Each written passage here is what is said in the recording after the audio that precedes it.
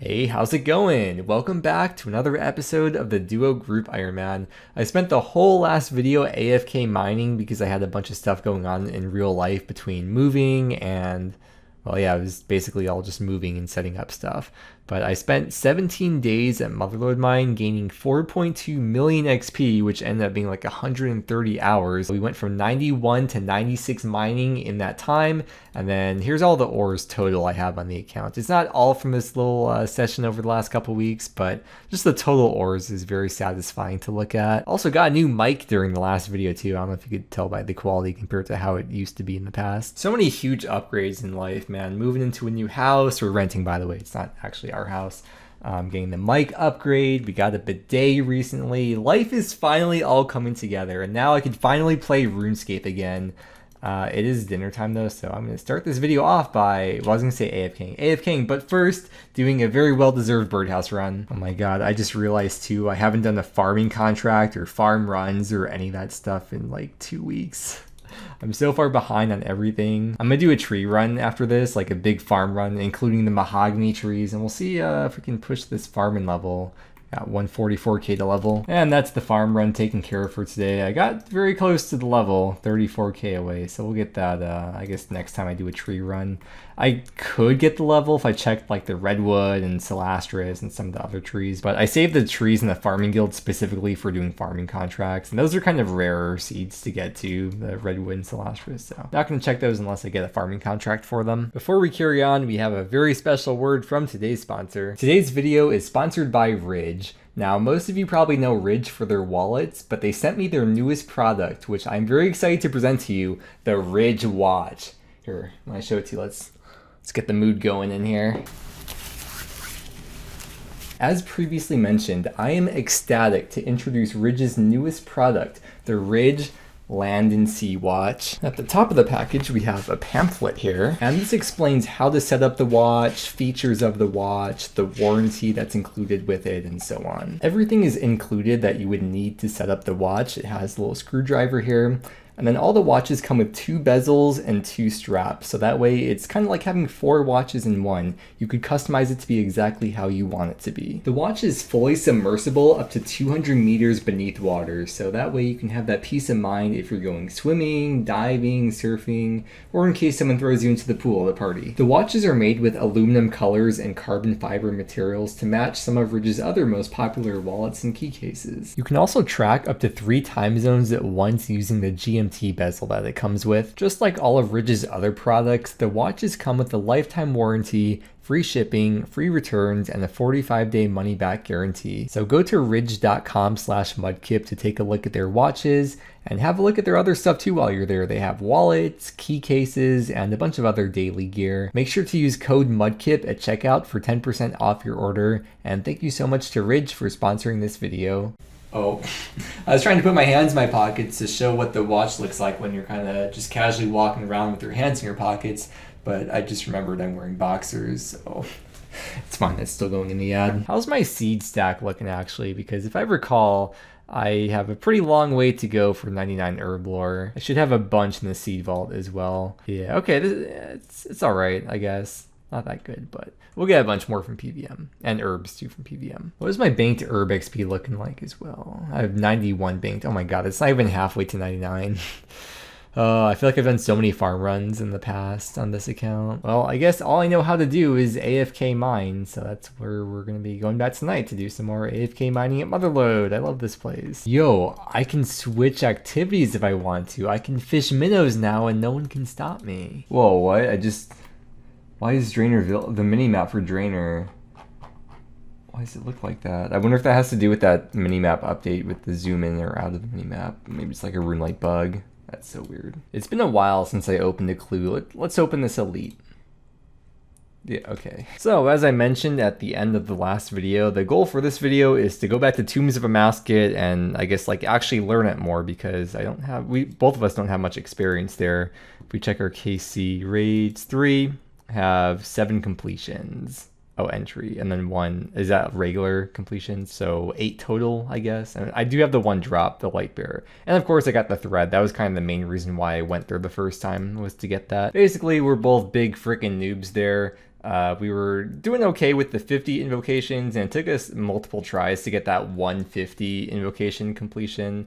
And the last time we went there was like a week after release. So it's been quite a while. Like, everyone in the game is way better than us at this point. I mean, even at that time, everyone was still way better than us. But now everyone's like way, way better than us. So we kind of have a lot of catching up to do. The two main drops I really want to get from TOA are the Breach of the Scarab. I think that's the name of the gem. It's the one you can use outside of raids on the Karis Partisan. And apparently it's really, really good for Calphite Queen, and ironically, I do have a Calphite task right now, so before I do that task eventually, I think it would kind of make sense to get that Breach gem.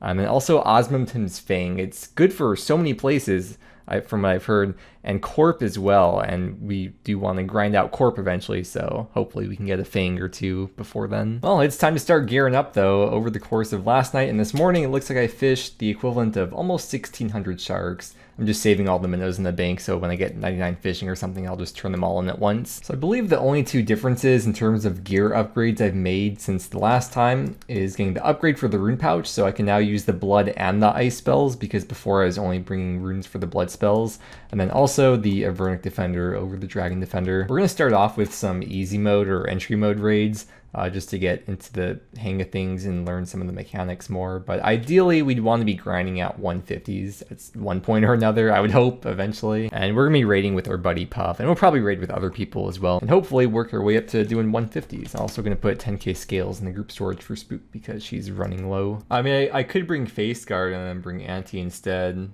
Yeah, just to save scales, yeah. Maybe I'll just run a raid or two with the Serb just to see how my inventory is for the raid, then switch over to the Face Guard. Since you're bringing the Corruptor, I think you want to start off with, like, when you're going into the room, like at least for Zabak, send a spec, and then immediately get out of melee range, so that everybody else gets that 25% bonus damage. Would you use it for Kefri as well? Or Baba? Yeah. Kefri and Baba?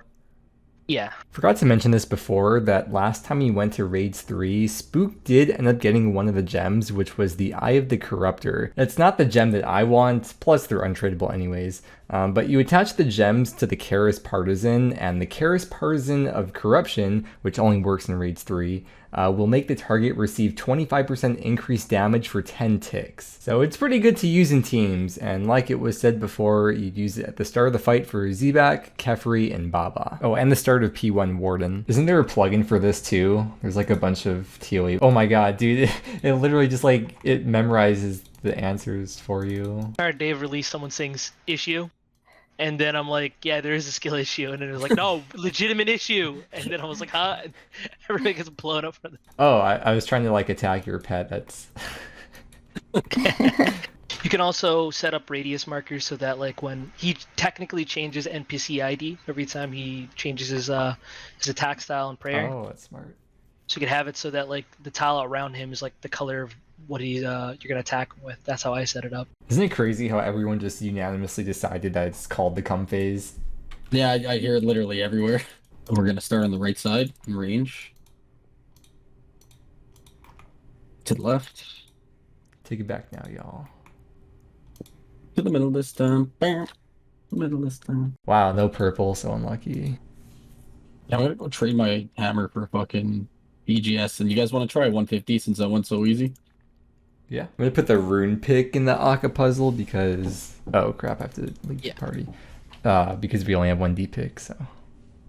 Well, you can still, after you're done reading, grab it. I mean, I'll probably forget. This is what I was told about the Zebak puzzle. Keep in mind, I'm super new to this raid, so I might just be lying, but at least from what I was told, you know, normally if you're running, you skip the in-between tiles. Well, they made it for this puzzle so that it doesn't work that way, and you don't actually skip over tiles when you run through this puzzle. But there is a way around that. It seems like if you start 2 tiles back, at least from where that red pool starts, the game will actually put back in that mechanic of skipping the in-between tiles as long as you don't stop running in the middle. So that way you won't have to worry about timing the spikes. The only thing you'll have to do is run the occasional diagonal to dodge the green trail. Oh my god, this plugin like tells... Bro. Yeah, it's busted. The orb order for raids 3 starts from the top left, then goes right, and then goes to the second row left to right, and so on. And with that in mind, with my invocation, the Kefri Dung will hit 2 people, and it goes in orb order. So in this case, Puff and I are the first 2. So ideally, we'd want to stand on top of each other for the dung, so that way there's as few dung trails as possible. Which those are really annoying because they stay for the whole fight, and if you time them badly, then people can get stuck in not so ideal locations. Also ignore my overhead prayer and probably everything else I'm doing wrong because I'm new, okay? This room has so much like ability to be good. Right now it just feels kind of dumb. Yeah, I hate this room.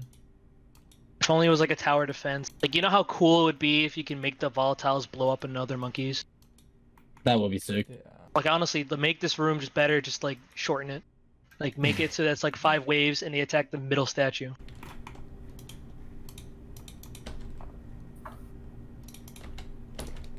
It looks like when you're being pushed back, you can switch your prayers, but you can't switch your gear, so that's probably the time to switch prayers, huh? Yeah, like they won't activate like until the animation's done, but yeah. Come on, 1 down, please. Should be 1 down. Nice. Remember when we did that duo 150 and we struggled so hard with it? Yeah, it's because it was like whatever, the 3rd day.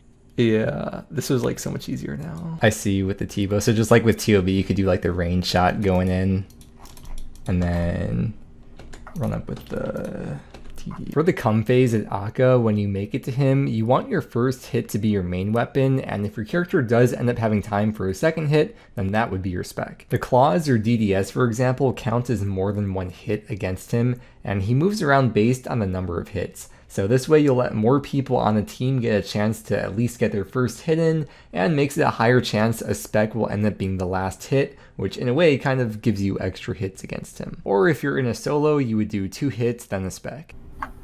Spec. Decent. Oh, 53 with a DDS. 56 with a DDS? So fun fact, when you get a boulder thrown on you, you could either share it with a coffin, or you can share it with a monkey. Oh, fuck. Oh, my inventory is full, so I couldn't equip the Bofog. Yeah, definitely highlight the core. That helps a lot. I can't believe I wasn't doing that before. PB in every time, though. Oh my god, 36 Dragonstones. For Akkha, my buddy Zwab that we've been raiding with explained how you can make him have a different color for whatever attack style he's on. As you can see on screen, his box is red because he's meleeing. I find this extremely useful, so I'll explain how you can do this too on Runelight, which by the way, as of the time of recording this, is fully compliant with Jagex's rules. First, add the plugin radius markers from the plugin hub, then go into the settings, and you might want to pause here, copy them exactly how I have them. After that, go into the actual plugin from the sidebar, which looks like squares inside of each other, and again, copy what I have. As Zwab said before, Akkha has a different NPC ID for each attack style, which is why this works. And make sure you have the proper eyeballs highlighted on this section. That part messed me up when I was trying to set it up. And when that's done, you'll have Akkha's true tile highlighted along with his attack style showing. So if it's red, you pray melee, green, you pray range, blue, pray mage, and of course, just follow the combat triangle to attack with whatever his current style is weak against. No, I forgot to grab the stuff. You can grab it right here. You get in here, Oh. yeah. Okay, thanks. The hammers and then potions on the other side.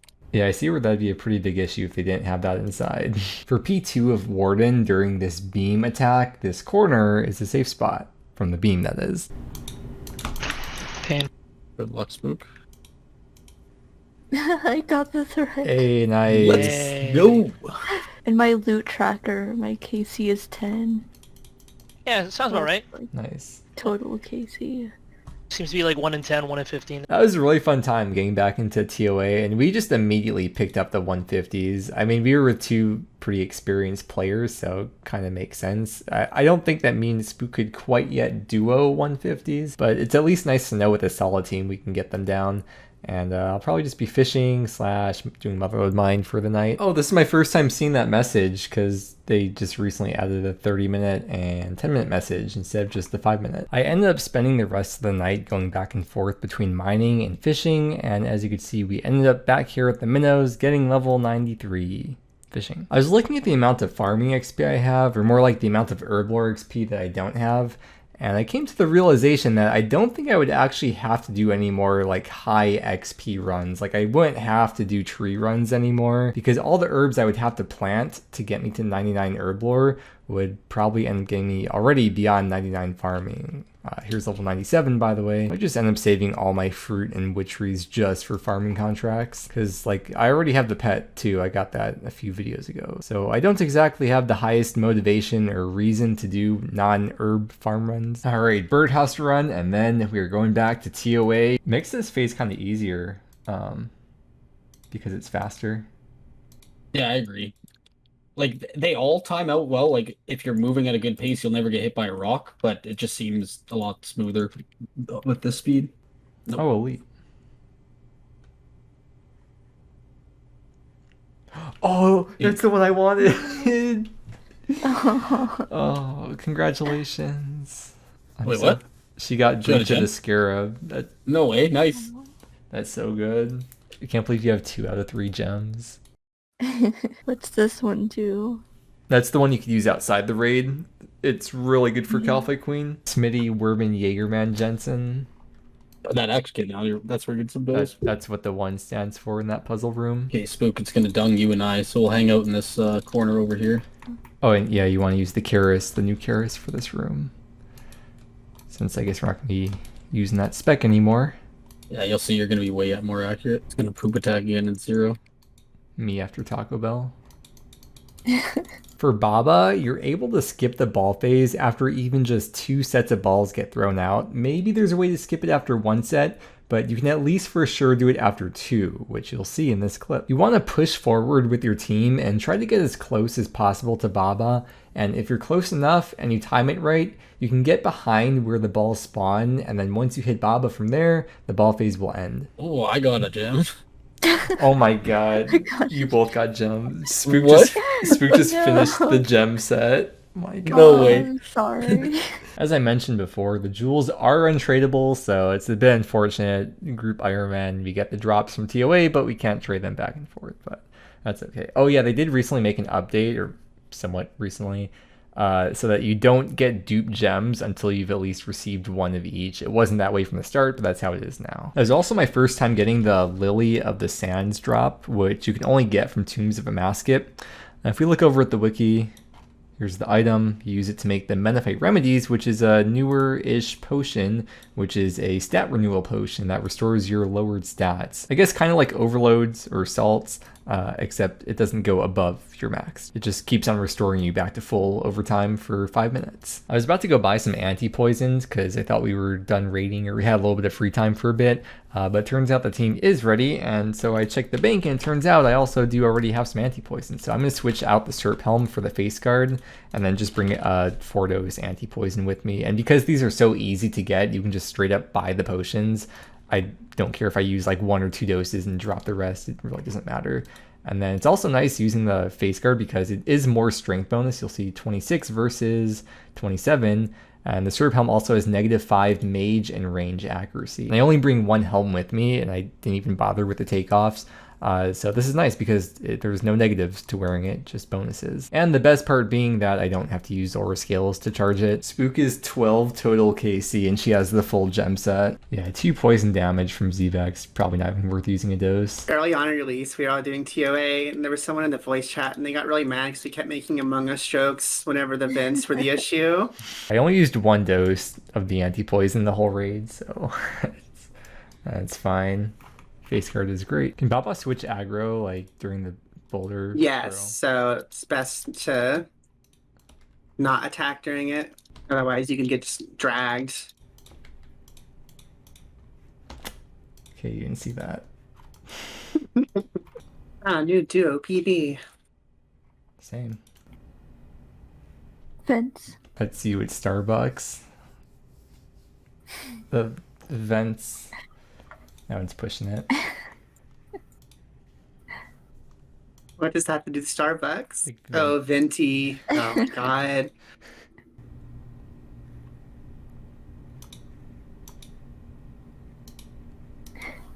Oh, can you run to other people's stone thing? Yes, you can. I've done that before. So his spook. Vent. Oh, you see, it's been a really rough day today. I really have to let this off my chest. Keep it to the venting channel in the Discord. Oh, Actually, yeah, I think I'll take that Ambrosia. Oh, I just got 20 million attack XP.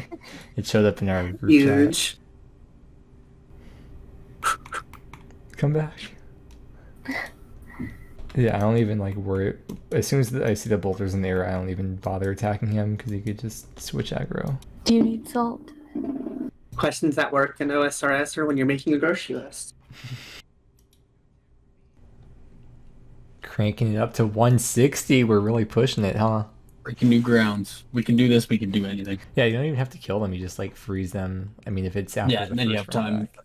As long as the first 2 are hundreds, then you can just freeze them and bring a couple more hundreds. Surfing the waves. And keep in mind, I turned on the increased speed for the next phase, so Yeah. we're gonna be going pretty quick.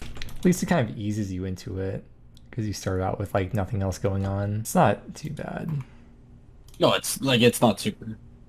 Oh, like if you did this for your first time, it might be a little sketchy, but Yeah. you've gradually increased the speed, so you know what it's like. That's the cool thing about TOA. You just gradually increase the invocations. And for ramping the level way up to 160, we are very handsomely rewarded with what light? Oh, once again, I'm trying to freeze and frickin' Bandos. And I got a tree chomped. Happens to the best of us. Clearly. I know, because it happened to me. Oh, you were trying to compliment me, and I'm just being arrogant. Thanks.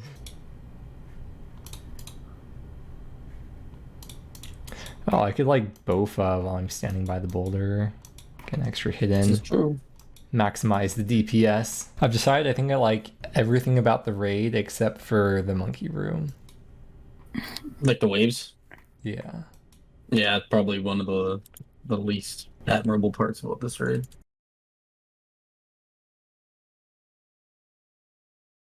It's crazy they added Ceradomin to raids 3.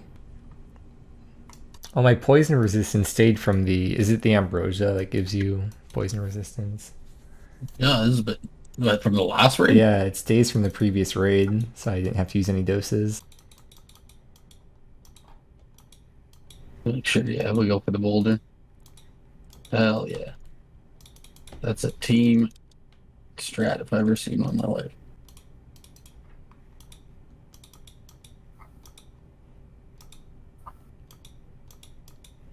Oh my god, dude. Look That at was us. so clean. Not even another boulder after it. Holy phase.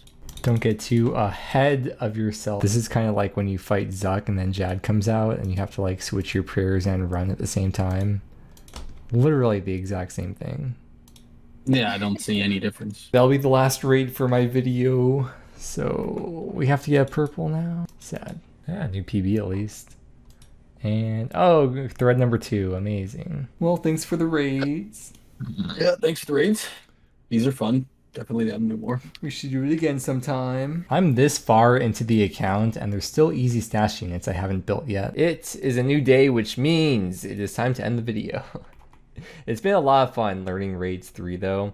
I'm really just enjoying learning the mechanics and having fun with friends, and I don't even feel like I'm really in a rush to get a purple, and because I've been having so much fun with them, we will continue doing raids 3 in the next video. In the loot tracker plugin, it looks like it just combines all my KCs together, including the entry modes with the regulars, and probably would count the experts too if I had any. But we're at 23 KC in total, and here's the loot I've gained so far. For the skilling XP I gained throughout this video, it was 378k fishing XP and almost 180k mining XP, so that's probably close to maybe almost 15 hours of skilling in the background this video. You can check out my duo teammate SpookDog's channel, which is linked below in every video description. Thank you so much for watching. I hope you enjoyed, and I hope that you have a great day, and I will see you again next time.